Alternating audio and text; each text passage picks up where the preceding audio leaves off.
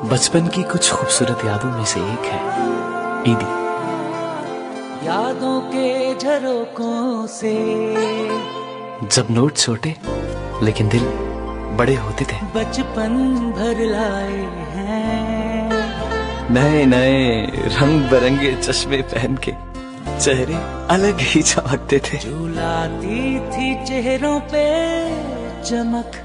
बहन भाई 3 और बोतल 1।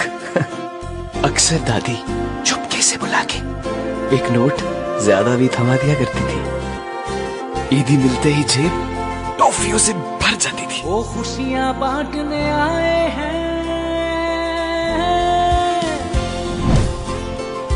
ये था हमारा बचपन और ईदी से जुड़ी यादें। और अब आ रहा हूं मैं आपको देने ईदी शंग्रीला सिटी की जानिब से, वो भी 5000 रुपए।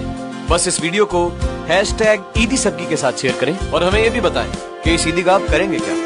जब ईद सबकी होती है तो ईदी सबकी क्यों नहीं। जितनी ईदी आप जीतेंगे उतनी ही ईदी इस्तेमाल होगी इंडस हॉस्पिटल में कैंसर के मरीज बच्चों के मयारी इलाज के लिए। तो फिर क्यों ना हो ईदी सबकी